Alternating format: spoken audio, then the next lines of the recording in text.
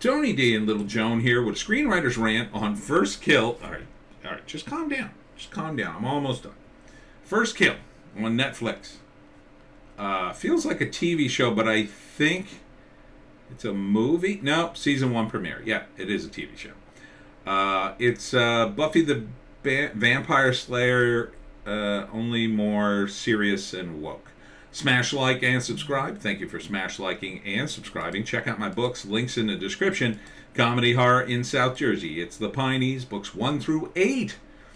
So there's 2 girls. One is from a family of monster hunters. Monster hunters.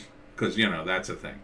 And another from a family of vampires. Because, you know, that's a thing. Vampires. I know. I love vampires. But I don't like vampires this way. This is like, I don't know, vampires, they're mostly human, and then they have kids, and then they grow up to be vampires, and the monster hunters do the same thing, I guess. I don't know, and there's werewolves in this. And then it's a romance between the vampire girl, the white girl, and the black girl who's a monster hunter. So, it's Buffy, but with this. And it's not, I don't know, it's not funny. It's not fun.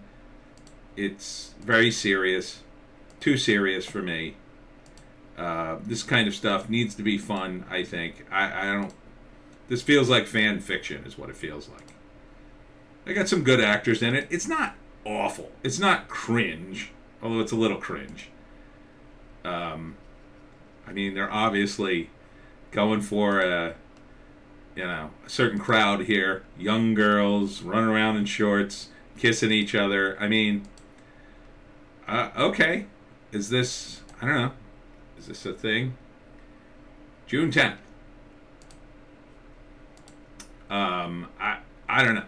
It just feels like it's off. You know? It feels like very perfunctory in its take. You know? And there's a demon in it too. It feels like everybody who worked on this show watched Buffy and decided, oh, we could do that. We could do this, and it doesn't feel fun.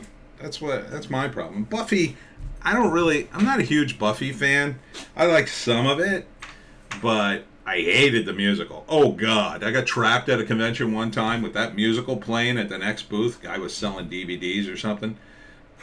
I wanted to punch out my eardrums. I mean, that's horrific. But at least, you know, Josh Whedon had a bit of a sense of humor, would have some fun with it. He slowly rolled out, you know, what it was. Like, he developed it over the course of the series, which I appreciate. I appreciate the kind of unfurling of the world. This feels like they're starting with that world. And, yeah, it's not... It doesn't feel like it's anchored to anything other than, oh yeah, here's something for you, Buffy fans. That since you've been sitting around the house waiting for more Buffy. I mean, it just doesn't... I don't know. I mean, it's not like the cast is bad. They seem fine. The production value seems okay. A little lackluster. You know, I'm just not buying the romance. You know, it seems awfully, again, perfunctory. Like, okay, yeah, oh, we'll have this school and then a high school, and they're going to high school, and they got, one's a vampire, one's a monster hunter, and then we'll have some werewolves and demons and stuff. Oh, like Buffy, yeah, but they'll be in high school, and then we'll have the lesbian love affair between the 2 main characters, and they're from different. I mean, really? I can hear this pitch. I don't like it when I can hear the pitch of a TV show. I kind of know exactly what's going to happen in every episode. They're in love. They fall in love. Everybody's against them. And then there'll be just drama, drama, drama. So for those of us who like monster stuff, and I think you know I like monster stuff, this is like, oh, we're going to do a monster stuff, and we're going to de-emphasize the monster stuff as much as possible and emphasize all the relationships. Like it's a soap opera. You know, not for me. Now, maybe there's some fangirls from the 90s who still are dying for this. I think there's an audience for it. It's not like a tiny audience. It's not like some of the other woke stuff. There is an audience for this. But it's not that big. You know? It's not that big. Yeah, I think a lot of women would like this up to a point. Although I think the audience would be bigger if it was a straight romance. I mean, yes, I think some of the women can get into the lesbian romance, but not as much as if it was a man and a woman. Not as much as if it were basically Shades of Grey. If you had done a Shades of Grey knockoff, oh my God, that would have been gangbusters on Netflix. I think this will do okay. I don't think this has much male appeal. I think this will be way too girly. Way too girly. Even though, I mean, I like hot actresses and stuff, but these two are a little too young. And so, them making out, I mean, it's too young. It's too young. Too young. You can only do so much with it. I mean, I guess there's some audience for this.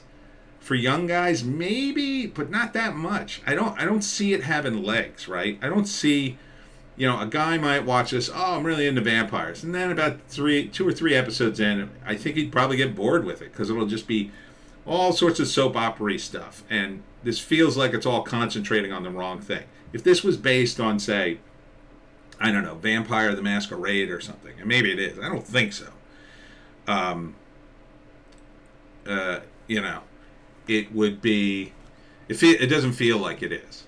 Yeah, no, because they grow up. They didn't do that. No. It was based on something like that with a long history and had very historical figures as vampires. Maybe it'd be cool, and you could have the various clans and stuff doing all that kind of intrigue. This just feels like high school vampire. Feels like a young adult high school. It feels like that book they wrote on The Simpsons in the book heist. If you've ever seen that episode, one of my favorite all-time episodes, by the way. Neil Gaiman was the guest star, and they basically create a book, and I think the book that gets published is like Vampire High School or something, but theirs was different. Anyhow, that's what it feels like to me. It feels like Vampire High School, and yeah, I don't know. It just doesn't appeal to me. So, whatever. It's on Netflix. And I get it for free. I still wouldn't watch this. Sorry. And that's it for me, Tony D. Little Joan, who's somewhere. Check us out on Odysee, Bitchute, and Rumble for more bass takes. I just mowed the lawn, so I gotta get changed. I gotta relax. I gotta get some more iced tea in me. So check me out at the Mullica Hill Arts and Crafts Show this Saturday, unless it's pouring rain, and then the rain date's Sunday, but it's also supposed to rain Sunday, so I'm not sure what's going to happen. Fingers crossed the rain just holds off.